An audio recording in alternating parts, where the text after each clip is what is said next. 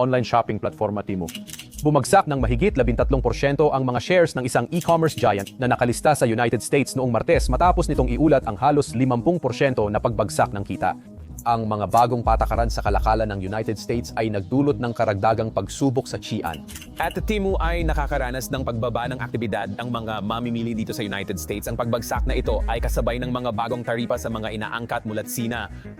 Niloko ng Sina ang United States ng matagal. Tinalo nito ang Amerika sa sarili nilang teritoryo at bilyon-bilyong dolyar ang nawala sa United States. Pero hindi na ngayon. Nagawa na ang paghihiganti at sobrang nasaktan ang dragon. Kaya magdurugo ito ng maraming taon. Ilang tataon na ang nakalipas. Dalawang pinakamabilis lumaking online na higante, Temu at Xi'an, ang nakahanap ng matalinong paraan para lokohin ang United States at makatipid ng milyon-milyon, pati na bilyon-bilyong dolyar. Isang malaking biyaya ito para sa China, pero isang bangungot para sa Amerika, na halos agad na nagbagsak sa mga negosyo sa United States. Sinabi na ng gobyernong United States, tama na. Sa pamamagitan ng isang makapangyarihang executive order, isinara ng Washington ang butas sa batas na nagpapahintulot sa mga kumpanyang ito na bumaha ng duty-free at murang produkto sa bansa. Napakabagsik ng epekto na sa loob lang ng 2 buwan, bumaba ng 52% ang daily active users ng Temu at 25% naman ang kay Xi'an. Ano ang butas sa batas na nasamantala ng mga kumpanyang Chino na naging sanhi ng pagkalugi ng bilyon-bilyong dolyar ng United States?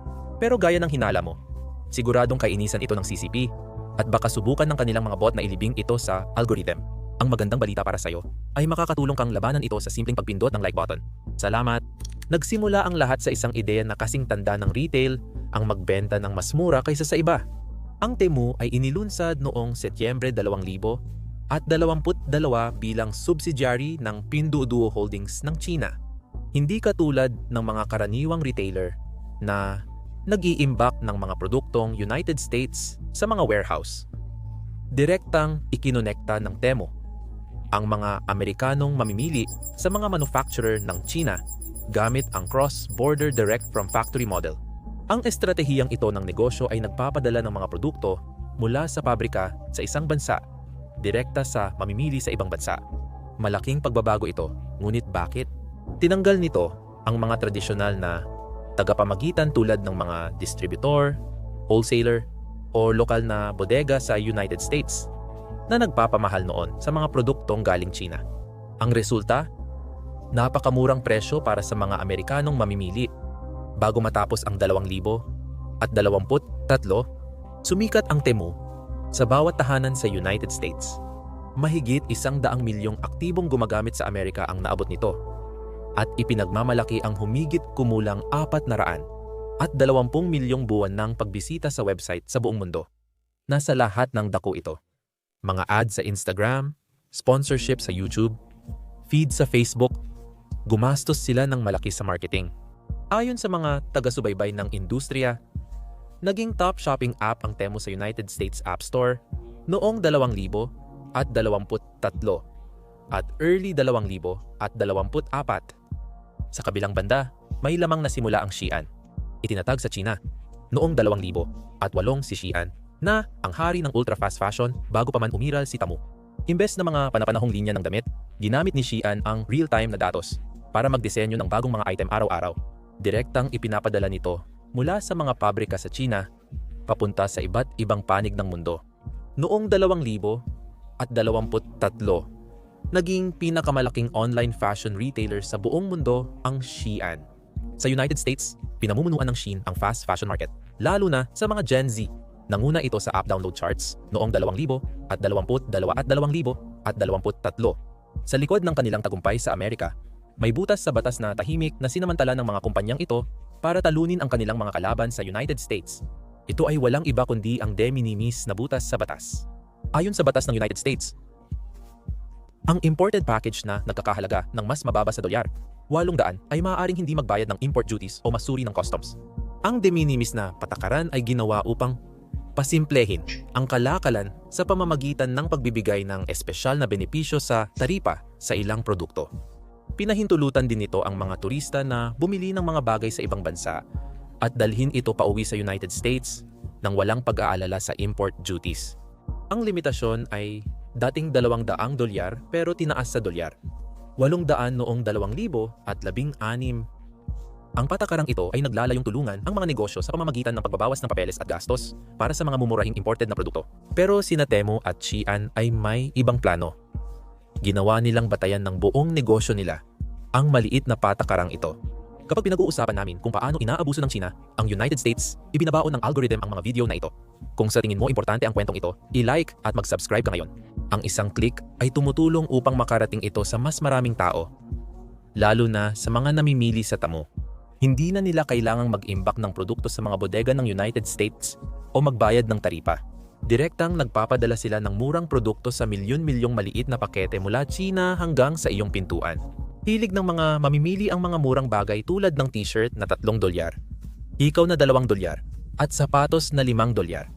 Gamit ang lakas ng pagmamanupaktura sa China, murang pagpapadala at agresibong digital marketing, nagsimulang mangibabaw sina Temu at Shein sa e-commerce market ng United States. Sa pag-iwas sa mga taripa ng United States, nakatipid ng malaki ang mga kumpanya sa gastos. Ang mga Amerikanong retailer na nag-aangkat ng maramihan at nagbabayad ng taripa ay nahihirapang makipagsabayan sa presyo. Hindi rin ito maliit na alternatibong daan. Malaki talaga ito. Pagsapit ng 2024, tinatayang 1.36 bilyong padala ang pumasok sa United States sa ilalim ng de minimis rule na may kabuuang tinatayang halaga na humigit kumulang $66 bilyon. Halos kalahati ng mga package ay mula sa China or Hong Kong, kung saan sina Temu at Shein ang ilan sa pinakamalaking gumagamit nito. Ayon sa mga opisyal ng customs ng United States, ang mga kumpanyang ito ay magkakasamang responsable sa hanggang 30% ng lahat ng araw-araw na package na pumapasok sa ilalim ng de minimis. Nagalit ang mga kritiko sa industriya ng retail sa United States dahil sa hindi patas na kalamangan nito. Ang mga Amerikanong nagbebenta ay nag-aangkat ng mararamihan at kailangang magbayad ng taripa, magpanatili ng mga bodega, mag-asikaso ng mga papeles sa customs, at kailangan pa ring makipagkumpetensya sa isang 4 na kamiseta na diretsong ipinapadala mula China na walang buwis. Bakit hindi rin umorder ng milyon-milyong packages ang mga nagbebenta sa United States tulad ng ginawa ni Temu at Shein? Hindi nila ito magawa dahil wala silang access sa murang paggawa sa China, subsidized na pagpapadala, at sariling pabrika. Kailangan ng direktang supply chain para kumita ang milyon-milyong maliliit na parsela. Kaya todo lobby ang mga grupo ng retail trade sa Washington para maisarado ang puwang sa batas. Ang murang imported mula China ay sumira sa paggawa sa Amerika, lalo na sa industriya ng tela at pananamit sa United States, na may malaking epekto. Ayon sa datos ng industriya noong Setyembre, 2,024 pabrika ng tela sa United States ang nagsara. Ayon sa isang ulat, 28 pabrika ng tela at pananamit sa United States ang nagsara bago sumapit ang Mayo 2025, base sa mga ulat ng industriya at gobyerno. Ang mga pagsasara ay dahil sa pagdagsa ng mura at imported na damit mula China na ibinebenta ng mga malaking e-commerce platform tulad ng Shein at Temu. Noong 2024 ang kabuuang inangkat na pananamit mula China papuntang United States ay umabot sa 16.7 bilyon na. 21% ng lahat ng inangkat na pananamit sa United States. Labis na naapektuhan ang industriya ng tela sa United States dahil sa mga sobrang murang imported goods, lalo na mula sa Timog Siangan kung saan nakabase ang maraming pabrika. Para sa mga opisyal ng kalakalan at mga gumagawa ng patakaran sa United States, ang malaking pagdaloy ng murang, walang buwis na inaangkat ay hindi lang mahusay na negosyo para kina Shein at Temu, kundi malinaw ding patunay kung paano nakakapinsala sa mga manggagawa at tagagawa sa Amerika ang mga puwang sa batas ng kalakalan. Ngunit bukod sa simpleng e-commerce, may mas madilim itong bahagi. Inihayag ng mga autoridad na law enforcement na nahihirapan silang harangin ang peking produkto, hindi ligtas na kalakal, at ipinagbabawal na droga dahil sa de minimis na sistema. Noong 2023, nagbabala ang United States Department of Homeland Security na sinasamantala ng masasamang loob ang patakaran at labis nitong pinupuno ang kakayahan ng customs sa pagsusuri. Napansin na ng pamahalaang United States ang problema. Noong 2023 at 2024 tampok sa pagdinig sa Kongreso, ang mga testimonya tungkol sa biglang pagdami ng murang padala mula sa mga online seller sa China. Iginiit ng mga mambabatas na lumalabag ito sa batas ng kalakalan ng Amerika, nakakasama sa mga lokal na negosyo at naglalagay sa panganib ang kaligtasan ng mga mamimili. Habang pinasasaya ni Temu at Shein ang milyon-milyong naghahanap ng mura sa United States, unti-unti rin silang nagdudulot ng pampulitikang presyo na sasabog din kalaunan. Ang dating matalinong diskarte sa negosyo ay malapit ng maging pabigat. Subalit nakita natin na ang estratehiyang ito ay nakasalalay sa isang legal na butas, kaya madaling nabaliwala sa pamamagitan lamang ng lagda ng isang politiko. At nangyari nga ito. Noong Abril 2, 2025 si Pangulong Donald Trump na nangangampanya para sa mas mahigpit na kalakalan sa China ay naglagda ng isang executive order na nagbago ng lahat. Inalis ng kautusan ang de minimis exemption sa lahat ng inaangkat mula sa China at Hong Kong. Kahit ang mga package mula sa China at Hong Kong na mura lang, ay kailangan ding dumaan sa customs at magbayad ng buwis. Ayon sa White House, ito ay kinakailangan para tugunan ang dalawang malalaking issue. Hindi lang para sa pagiging patas sa mga negosyo sa United States. Una, sinisi nila ang China sa papel nito sa pagpapalala ng synthetic opioid crisis sa Amerika. Natunton ng mga autoridad ng United States ang mga illegal na precursor ng fentanyl na ipinapadala sa mga low-value na channel. Layunin ng pagsasara ng butas sa batas na pahirapan sa mga smuggler ang paglusot ng mga produkto ng hindi nasusuri. Pangalawa, sinabi ng administrasyon na kailangan ang pagbabago ng patakaran para labanan ang hindi patas na kalakalan na nagbigay daan sa mga kumpanyang Chino na bahain ang merkado ng United States ng sobrang murang mga produkto. Gaya ng diretsahang sinabi ni Trump sa anunsyo, hindi na natin papayagan ang China na lokohin ang mga manggagawa at negosyo ng Amerika. Ang bagong patakaran, ipinatupad noong Mayo 2, 2025. Simula noon, ang mga padalang mas mababa sa dolyar, 800 mula China or Hong Kong, ay hindi na magiging libre sa customs duties. Ang bawat parsela ay ituturing bilang maramihang komersyal na import na may malalaking bagong taripa. Ang United States Postal Service ay nagpataw ng 30% taripa o minimum na $25 na bayad sa maliliit na package na tumaas pa sa $50 noong Hunyo. Ang mga padala gamit ang pribadong carrier tulad ng UPS o FedEx ay kailangang magbayad ng buong import duties na umaabot ng hanggang 145% para sa ilang produktong galing China. Ito ay direktang dagok sa pangunahing business model ng Temu at Shein dahil hindi na nila mahahati ang mga padala sa milyon-milyong maliliit na package para maiwasan ang buwis. Simple lang, kung gusto ng mga dayuhang negosyante na makipagkompetensya sa Amerika, kailangan nilang sumunod sa mga parehong patakaran. Nagkasundo ang mga kritiko at taga-suporta dito. Ito ang pinakamalaking pagbabago sa mga patakaran ng cross-border e-commerce sa loob ng mga dekada na nakakuha ng iba't ibang reaksyon. Sabi ng mga taga-suporta ng paghihigpit, matagal na itong dapat ginawa. Pinuri ng mga grupo ng industriya ng retail ang hakbang na ito bilang tagumpay para sa patas na kalakalan at trabaho sa United States. Ayon sa mga mambabatas na nagtulak para sa reforma, bibigyan na nito ng kapangyarihan ang United States Customs na inspeksyonin at pangasiwaan ang mga pumapasok sa bansa. Samantala, binalaan ng mga kritiko na magre-resulta ito sa pagtaas ng presyo at mas matagal na oras ng paghahatid para sa mga United States consumer. Kinalimutan ni Temu at Shein ang bilis ng pagkilos at naramdaman ang mga epekto sa loob lamang ng ilang linggo. Kina Temu at Shein, mabilis na nawala ang pinakamalaking competitive advantage nila sa United States market.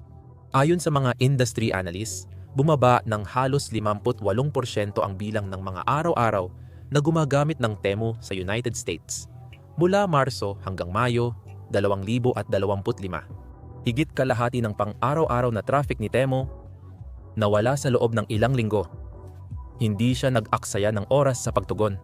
Binawasan nito ang gastos sa advertising sa United States.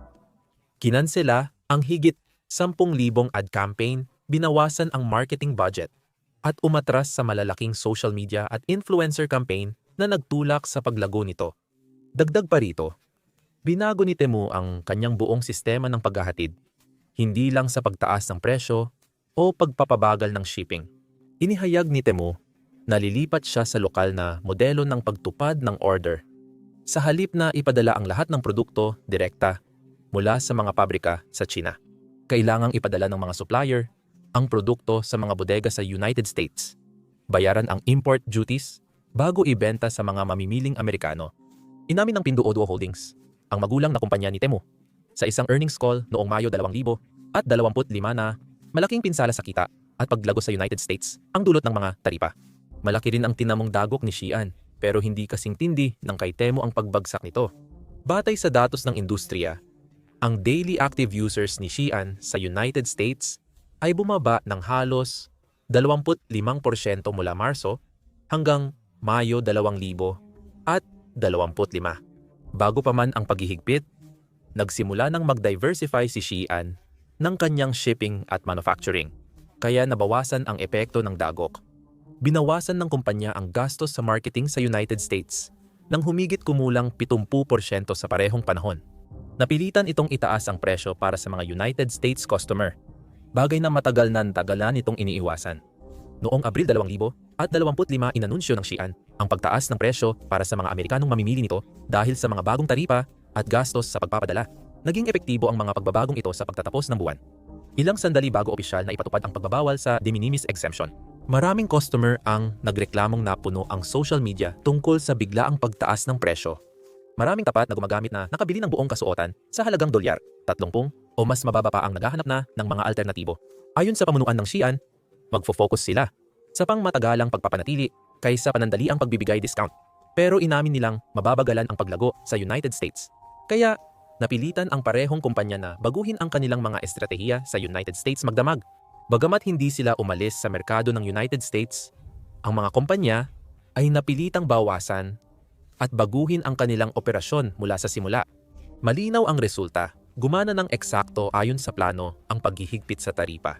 Naalis nito ang bentahe sa gastos ni Temu at Xi'an para tapatan at lampasan ang mga kakumpetensya sa United States. Sa totoo lang, karaniwan na sa mga kumpanyang Chino ang pagsasamantala sa mga butas ng batas. Matagal na nilang ginagawa ito at naging sentro na nila ang Mexico. Matapos ang unang bugso ng taripa ng United States noong 2018 binago ng China ang estratehiya. Ginamit ang Mexico para makaiwas sa buwis at pagsasamantalahan ang mga butas sa kalakalan. Pero bakit Mexico? Dahil ito sa United States-Mexico-Canada Agreement or United States-Mexico-Canada Agreement. Ang kasunduang pangkalakalan na pumalit sa North American Free Trade Agreement noong 2020 ay nagpapahintulot sa karamihan ng produktong gawa sa Mexico na makapasok sa United States ng halos walang taripa. Ang United States-Mexico-Canada Agreement ay idinisenyo upang modernisahin ang kalakalan, palakasin ang mga patakaran sa paggawa at kapaligiran, at mapabuti ang proteksyon para sa mga digital na produkto. Kinakailangan ding gawing mas marami ang piyesa ng sasakyan sa Hilagang Amerika para maging kwalipikado sa kalakalang walang taripa. Pinatibay nito ang ugnayang pang-ekonomiya ng United States, Mexico at Canada. Ngunit sinamantala ito ng mga kumpanyang Chino. Sa pag-assemble ng mga produkto sa Mexico, maaari nilang ilagay ang label na gawa sa Mexico at ipadala ang mga ito sa United States habang iniiwasan ang mga taripang ipinapataw sa mga produktong gawa sa China. Isa sa mga pangunahing paraan ay ang pagpapadala ng mga bahagi ng produkto. Nagpapadala ang mga kumpanya ng mga semi-tapos na piyesa mula China papuntang Mexico, kung saan ito ina-assemble o nililipak bago ipadala pahilaga sa hangganan ng United States. Isa sa mga pangunahing lugar para sa estratehiyang ito ay ang Hafusan Industrial Park, 125 milya sa timog ng Texas. Ang lugar na ito ay naging sentro para sa mga kumpanyang Chino. Pagsapit ng 2000, at 25 nag-host ito ng higit 20 kumpanyang Chino at may 20 pang nakaplano na nakakuha ng isang tuldok 5 bilyong pamumuhunan mula sa China. Hindi ito maliit na trend kundi isang malaking pagbabago sa daloy ng kalakalan. Simula ng unang bugso ng mga taripa ng United States noong 2000 at 18 tumaas ang pamumuhunan ng China sa Mexico. Sa 2000 at 25 may higit 400 pabrikang pag-aari ng China sa Mexico na lumikha ng mahigit 100 at 35,000 trabaho sa bansa. Nagbago rin ang kalakalan ng United States at Mexico dahil dito. Ang trade deficit ng United States sa Mexico ay tumaas mula $78 bilyon noong 2018 hanggang $172 bilyon noong 2024. Ayon sa mga analyst, malaking bahagi ng pagtaas ay dahil sa mga produktong Chino na ginagawa at dinadaan sa Mexico upang makaiwas sa direktang taripa. Samantala, ang Mexico ay bumibili ng maraming produkto mula sa China.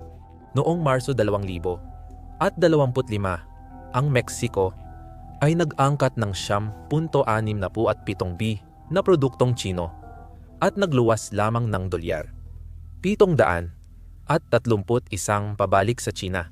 Dahil dito, nagkaroon ang Mexico ng 8.74 bilyong trade deficit sa China sa loob ng isang buwan. Ano ang naging tugon ng Estados Unidos dito? Nang magsimula ang 2025 na pagdesisyonan ng pamahalaan ng Estados Unidos na tama na ang kanilang pagtitiis. Noong Pebrero 2025, nagpatupad ang United States ng 25% taripa sa lahat ng produkto mula Mexico at Canada, maliban sa langis at energy exports ng Canada na 10% lang ang taripa. Ang opisyal na dahilan ay hindi lang pag-iwas sa kalakalan, kundi pati mga isyung tulad ng migrasyon at pagpupuslit ng fentanyl. Ngunit malinaw na ang hakbang ng taripa ay nilagay upang maiwasan ang paglabag ng mga kumpanyang Chino. Dahil sa matinding presyon mula sa United States, nagsimula rin ang Mexico na magpataw ng taripa sa ilang produktong Chino tulad ng bakal, tela, sapatos at ilang piyesa ng sasakyan. Ibig sabihin ba nito ay nanalo na ang United States sa trade war? Mukhang ganoon, pero kung titingnan mo ng mas malapitan, iba ang sinasabi ng mas malaking larawan. Malawak ang naging epekto ng paghihigpit sa ekonomiya ng United States, sa mga Amerikanong mamimili at sa pandaigdigang kalakalan. Hindi lang sa dalawang kumpanya. Pinakahalatang pagbabago, mas mataas na presyo para sa mga mamimili sa United States. Bago ang pagbabagong ito sa patakaran, ang mga Amerikanong mamimili ay nakakabili ng damit, gadgets o beauty products na diretsong ipinapadala mula sa mga pabrika sa China nang hindi nagbabayad ng anumang import tax. Kaya sa Temu at Shein, makakakita ka ng mga t-shirt na P3 phone case na P2 at sapatos na P5. Sa pag-alis ng exemption, bawat package mula sa China at Hong Kong ay papatawan na ng customs duties. Ang ibig sabihin, wala na ang labis na murang presyo. Sina Temu at Shein ay walang choice kundi sagutin ang mga gastos na nakakasira sa kanilang kita o ipasa ito sa mga mamimili. Kaya napansin agad ng mga mamimili sa United States ang pagtaas ng presyo sa parehong platform. Bukod sa pagtaas ng gastos, tumatagal din ang pagpapadala dahil wala ng direktang dropshipping. Kinailangan ng mga nagbebenta na dumaan sa customs inspection, bulk importation, at lokal na imbakan bago maihatid ang mga produkto sa mga Amerikanong mamimili. Para sa mga customer na dating nakakatanggap ng package mula China sa loob ng 7 hanggang 10 araw, malaking pagbabago ito, lalo na sa mga mamimiling mababa ang kita. Para sa maraming Amerikanong kapos sa budget, ang Temu at Shein ay naging sagot para sa murang damit, gamit sa bahay, at mga personal na bagay. Ayon sa mga eksperto, ang pagtanggal ng butas sa batas ay regresibong pagbubuwis na mas mabigat na tatama sa mga mamimiling mababa ang kita dahil sa pagtaas ng presyo. Ngunit hindi ito masamang balita para sa lahat, lalo na sa mga lokal na retailer sa United States na ilan sa mga pinakamalalaking nakikinabang nito. Sa loob ng ilang taon, nagreklamo ang mga Amerikanong brand ng damit, discount chain, at online seller na hindi nila kayang makipagsabayan sa mga tax-free import mula sa China. Kailangang magbayad ng taripa, mag-manage ng mga warehouse, at sumunod sa mga regulasyon ng paggawa at kaligtasan sa United States, sina Temu at Shein. Habang iniiwasan ang karamihan sa mga gastusin, pinantay ng White House ang laban sa pamamagitan ng pagtanggal sa de minimis exemption para sa China. Ayon sa mga retail analysts, nakita agad ng maraming United States discount at fast fashion retailer ang potensyal na benepisyo nito. Iminungkahi ng mga investment analysts na ang malalaking Amerikanong retailer tulad ng Walmart, Target at Old Navy ay maaaring makinabang habang bumabalik ang mga mamimili sa mga lokal na tindahan. May estratehikong aspeto rin ito. Ayon sa mga sumusuporta sa paghihigpit, sa pagtulak sa mga kumpanyang gaya ng Shein na ilipat ang produksyon sa Vietnam o Brazil, nabawasan ng United States ang pagdepende sa paggawa ng China. Ayon sa kanila, maganda ito para sa pambansang seguridad at katatagan ng supply chain. Ngunit may kaakibat na malaking gastos sa geopolitics. Hindi nangyari ang paghihigpit ng walang dahilan. Nakita ito ng China bilang isang direktang pag-atake sa kanilang ekonomiya, bilang tugon sa executive order ni Trump. Nag-anunsyo ang Beijing ng mga bagong retaliatory tariffs sa mga produktong galing United States. Ang palitang ito ng hakbang ay nagbanta ng pagtindi ng tensyon sa kalakalan, na muling nagbuhay ng takot sa isang bagong trade war sa pagitan ng United States at China. Babala ng mga negosyante, kung hindi makakahanap ng patas na kasunduan ang United States at China, pareho silang magdurusa ekonomiya. na makakaapekto sa mga manufacturer, magsasaka, at mamimili sa Pasipiko. Mayo 2025, muling nakipag-usap ang dalawang pamahalaan. Dahil sa banta ng pagtaas ng taripa at pagbigat ng suliraning pang-ekonomiya, nakipagtulungan sila para sa isang pansamantalang kasunduan. Noong Mayo 14, 2025, pumayag ang United States. Nabawasan ang taripa sa maraming produktong inaangkat mula sa China mula 100 at 45% pababa sa 30% sa loob ng 90 araw.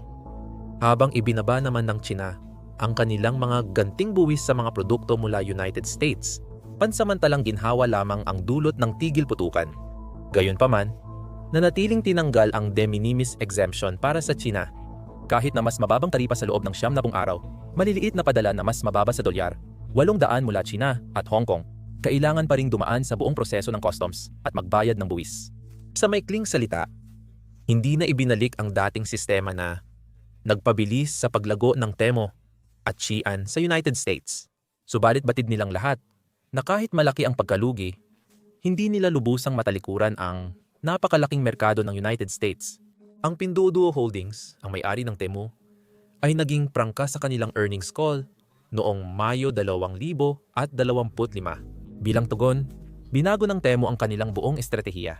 Sa halip na magpadala ng maraming maliliit na pakete direkta sa mga Amerikanong mamimili, balak ng Temu na magtayo ng mga bodega sa United States at obligahin ang kanilang mga supplier mula China na i-pre-clear ang inventaryo papasok sa bansa.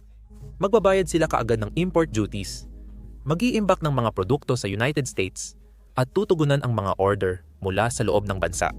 Malaking pagbabago ito mula sa asset-light na dropshipping model na ginamit ng Temu para matalo ang mga kalabang Amerikano. Ang higanting Chinese e-commerce na ito ay isa sa pinaka-agresibong bumibili ng online ads, binabaha ang Facebook at Instagram feeds ng maraming promotion. Pero ang walang tigil na pag-atake ng mga ads ay bumabagal na ngayon.